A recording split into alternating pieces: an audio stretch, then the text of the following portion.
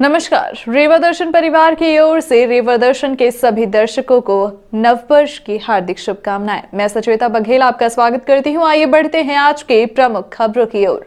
रेवा में नववर्ष का स्वागत हुआ शांति दौड़ के साथ। नववर्ष के शुभ प्रभात पर शांति, सद्भावना तथा स्वच्छता का संदेश देने के उद्देश्य से शांति दौड़ आयोजित की गई। शहर के गौरवशील समारोह में विशिष्ट जनों के साथ हजार लोगों ने नववर्ष के प्रथम दिवस पर सूर्योदय के साथ ही स्वच्छता एवं स्वास्थ्य को समर्पित 36वीं शांति दौड़ में अपनी सहभागिता निभाई।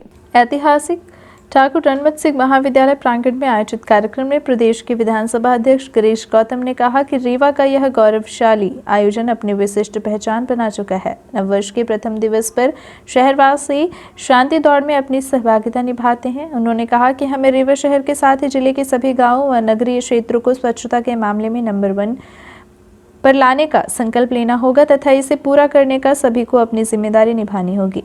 श्री गौतम ने कहा कि वर्ष 2021 खट्टे अनुभवों का वर्ष रहा। कोरोना महामारी के कारण हमने अपनों को खोया, लोगों को बेहतर स्वास्थ्य सुविधाएं उपलब्ध कराई गईं।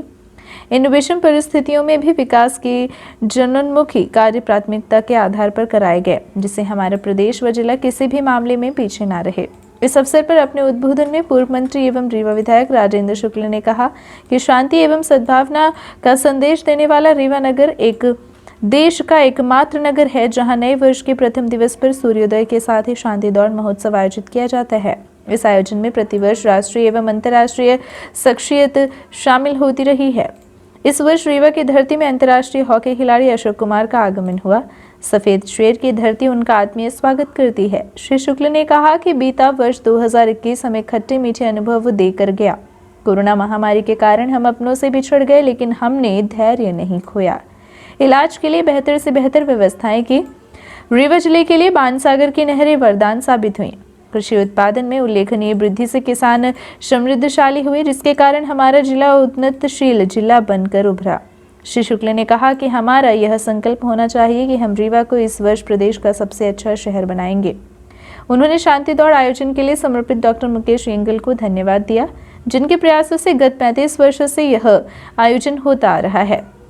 कार्यक्रम को संबोधित करते हुए अवधेश प्रताप सिंह विश्वविद्यालय के कुलपति राजकुमार आचार्य ने कहा कि विंध्यधरा विभूतियों की उर्वरा भूमि रही है। कलेक्टर डॉक्टर इलैयाराजा टी ने कहा, स्वच्छता और स्वास्थ्य को समर्पित यह शांति दौड़ लोगों में यह संदेश देने का कार्य करेगी कि लोग अपने शहर, मोहल्ले, गांव, घर को साफ सुथरा रखें, खेल में अपने जीवन का अभिन्न अंग बनाएं ताकि स्वस्थ रह सकें। समारोह में अंतर्राष्ट्रीय हॉकी खिलाड़ी अर्जुन पुरस्कार से सम्मानित अशोक कुमार ने कहा कि खेल को सभी अपना अभिन्न अंग बनाएं। खेल हमें समर्पण का भाव सिखाता है। खेलों के माध्यम से ही अपने देश का नाम ऊंचा कर गर्व का अनुभव होता है।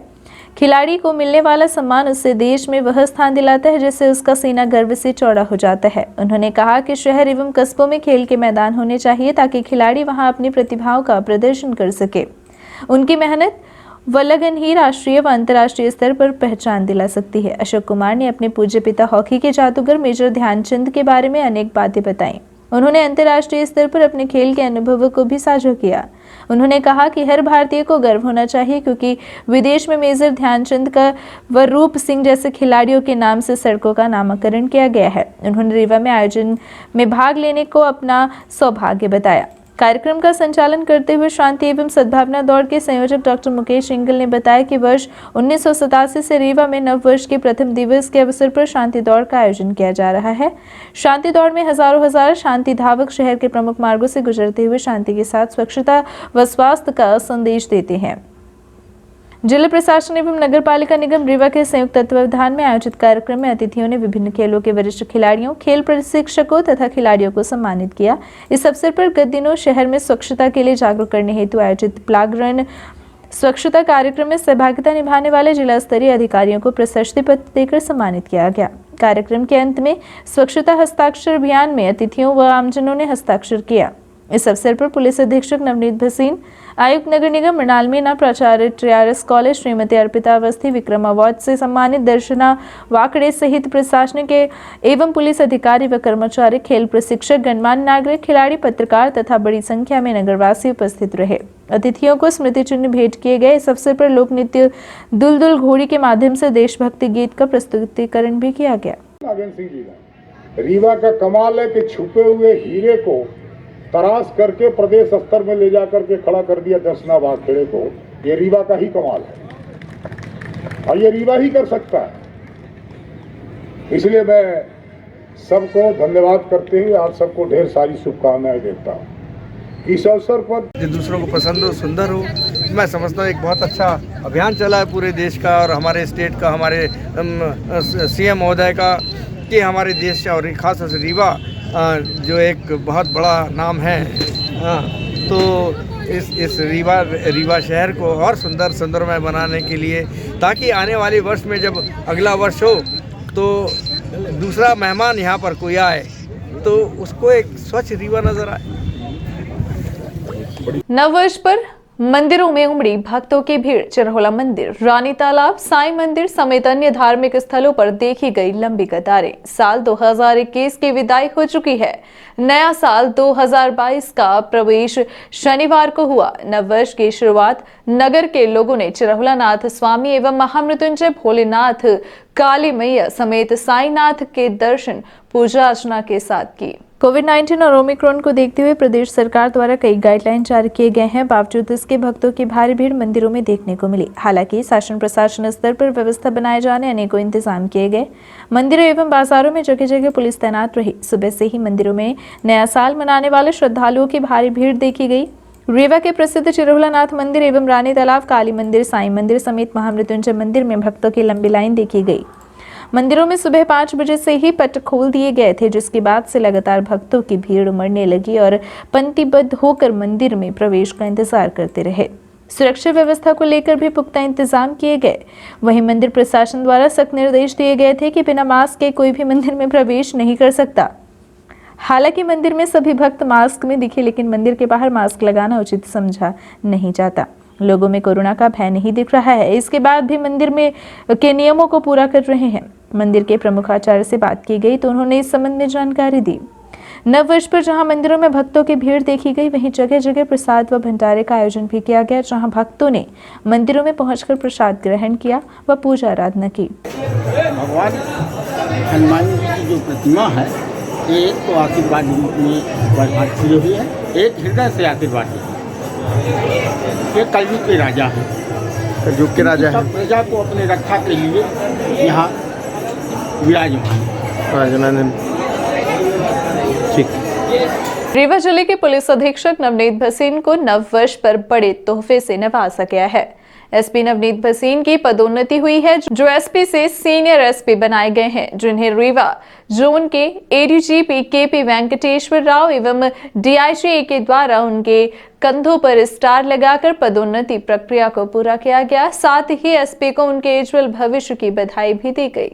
विधानसभा अध्यक्ष साईं मंदिर में आयोजित महाआरती में हुए शामिल। विधानसभा अध्यक्ष श्री गिरीश गौतम नववर्ष के अवसर पर 1 जनवरी को रीवा शहर के साईं मंदिर में आयोजित महाआरती में शामिल हुए। उन्होंने साईनाथ की पूजा अर्चना के साथ आरती कर प्रदेश एवं जिले के सुख समृद्धि की कामना की। केंद्रीय उड्डयन मंत्री ज्योतिरादित्य सिंधिया का मनाया गया जन्म दिवस। भारतीय जनता पार्टी द्वारा भारत सरकार के केंद्रीय नागरिक उड्डयन मंत्री ज्योतिरादित्य सिंधिया का रीवा में भाजपा नेताओं ने मनाया जन्मदिन। केंद्रीय मंत्री ज्योतिरादित्य सिंधिया के जन्मदिन के उपलक्ष्य में साईं बाबा मंदिर कोठी कंपाउंड में भाजपा नेताओं ने पहुंचकर फल एवं मिष्ठान वितरण कर उनका जन्मदिन मनाया। इस दौरान पार्टी के वरिष्ठ नेता व कार्यकर्ता मौजूद रहे। इस अवसर पर उपस्थित लोगों ने केंद्रीय मंत्री के उज्जवल भविष्य की कामना की। इस अवसर पर पूर्व महापौर वीरेंद्र गुप्ता, शिवेंद्र सिंह पटेल, जयंत खन्ना, पार्टी के वरिष्ठ नेता रामायण गौतम, भाजपा नेता राजगोपाल मिश्राचार्य की, राजेंद्र सिंह, राजकुमार जायसवाल, मणिराज सिंह आदि कई नेता व कार्यकर्ता मौजूद रहे और गरीब व जरूरतमंदों को फल मिष्ठान वितरित किए गए। श्रीमान ज्योतिरादित्य सिंधिया को जन्मदिन की हार्दिक शुभकामनाएं प्रेषित की। भारत सरकार के केंद्रीय उड्डयन मंत्री आदरणीय आज ज्योतिरादित्य सिंधिया जी का जन्मदिन है। उनके जन्मदिन पर हम लोगों ने गरीबों को आज फल वितरण किया और ईश्वर से प्रार्थना की कि वो दीर्घायु हो, स्वस्थ रहे और भारत माता की चरणों की सेवा सदा आगे तक करते रहें। क्या क्या कार्य किया गया है आज? आज हम लोगों ने अभी यहाँ पर फल वितरण किया है और साईं बाबा के चरणों में हाजिरी लगाई है कि वो स्वस्थ रहे और दीर्घायु शतायु। सिंधिया जी का जन्मदिन है और हम लोग वहाँ कार्यक्रम में नहीं गए क्योंकि कार्यक्रम स्थगित कर दिया गया था, इसलिए उनकी सेहत के अच्छे के लिए हम लोग गरीबों में फल बांट रहे हैं। जरूरतमंदों को वितरित किए गए कंबल। सत्य साई सेवा संगठन के युवाओं ने नववर्ष में की जरूरतमंदों की सेवा। 1 जनवरी नववर्ष के अवसर पर श्री सत्य साई सेवा समिति द्वारा लगातार सेवा कार्य किए जा रहे हैं। समिति द्वारा विगत अनेक वर्षों से दीनहीन व गरीबों में तत्परता से कार्य किया जा रहा है। इसी तारतम्य में इस वर्ष भी भीषण ठंड को मद्देनजर रखते हुए जरूरतमंदों को कंबल एवं ठंड के कपड़े वितरित किए गए। नववर्ष के उपलक्ष्य में संगठन के युवाओं ने जरूरतमंदों को कंबल वितरण कर नया वर्ष मनाया। श्री सत्य साई संगठन के जिला आध्यात्मिक समन्वयक साकेत श्रीवास्तव एवं जिला युवा समन्वयक सिद्धार्थ श्रीवास्तव सुबह से शहर में निकले और जो भी बुजुर्ग महिला या पुरुष बिना कंबल के दिखा उसे कंबल वितरित किया। सत्य साई बाबा द्वारा समूची दुनिया को संदेश देते हुए कहा गया कि मानव सेवा ही माधव सेवा है। संगठन के सभी लोग इस ध्येय वाक्य को अपनाते हुए सेवा गतिविधियों को संचालित कर रहे हैं। इस भीषण ठंड में कोई बिना कंबल के ना रहे, इसी उद्देश्य के साथ कंबल वितरण किया जा रहा है। असल मायने में इंसान वही है जो इंसानियत का फर्ज अदा करे। जिला युवा समन्वयक सिद्धार्थ श्रीवास्तव ने कहा कि भगवान बाबा ने कहा है कि नर सेवा नारायण सेवा है, इसलिए श्री सत्य साई सेवा समिति रीवा के सेवा दल विगत अनेक वर्षों से रात्रिकालीन एवं दिनकालीन कंबल सेवा कर रहे हैं। कंबल सेवा करते हुए इसी क्रम में नववर्ष के उपलक्ष्य में ये पुनीत कार्य किया गया, क्योंकि जहां एक और लोग मदिरा में धन का अपव्यय कर निरर्थक नववर्ष मना रहे हैं, वहीं दूसरी ओर श्री सत्य साई सेवा संगठन के द्वारा कंबल वितरण जैसे कार्य करके समाज के लोगों को यह संदेश दिया जा रहा है कि नववर्ष इस तरह भी मनाया जा सकता है। इसका कार्य जो किया जा रहा है ये जगह जगह जाकर, इसका क्या उद्देश्य है? भैया श्री सत्य साई सेवा संगठन समिति रीवा द्वारा विगत 20 वर्षों से ठंड के मौसम में रात्रिकालीन सेवा और दिनकालीन सेवा कंबल वितरण की जाती है और इसका उद्देश्य है कि जो ज़रूरतमंद हैं ठंड के इस कड़कड़ाती ठंड के मौसम में उन्हें कुछ प्रतीकात्मक रूप से हम बहुत कुछ तो उनको नहीं दे सकते, पर एक कंबल देकर हम ईश्वर की सेवा, नर सेवा, नारायण किस तरह ढूंढते हैं जरूरतमंदों को ढूंढते हैं जैसे जो जिनके कोई नहीं आसपास, जो अकेले हैं अपने घर में परिवार में खुद ही बनाते खाते हैं, भिक्षाटन करते हैं, ऐसे लोग को हम लोग चिन्हित करते हैं, फिर हम उनको देते हैं। किनको द्वारा बांटा गया है? ये श्री सत्य साई सेवा संगठन समिति रीवा द्वारा। क्या नाम है तुम्हारा? मेरा नाम साकेत श्रीवास्तव है। ठंड से बचाव के लिए जरूरतमंदों को वितरित किए गए कंबल। नववर्ष के अवसर पर ठंड से बचाव के लिए टीम अविराज द्वारा आयोजित कार्यक्रम में कलेक्टर डॉक्टर इलैयाराजा टी ने जरूरतमंदों को कंबलों का वितरण किया। उल्लेखनीय है कि समाज सेवी अविराज एवं साथियों द्वारा गत 20 दिनों से जरूरतमंदों को ठंड से बचाव के लिए कंबलों का वितरण किया जा रहा है। ये थी आज की प्रमुख खबरें। आगे की खबरों के लिए बने रहे रीवा दर्शन के साथ। दीजिए हमें इजाजत। नमस्कार।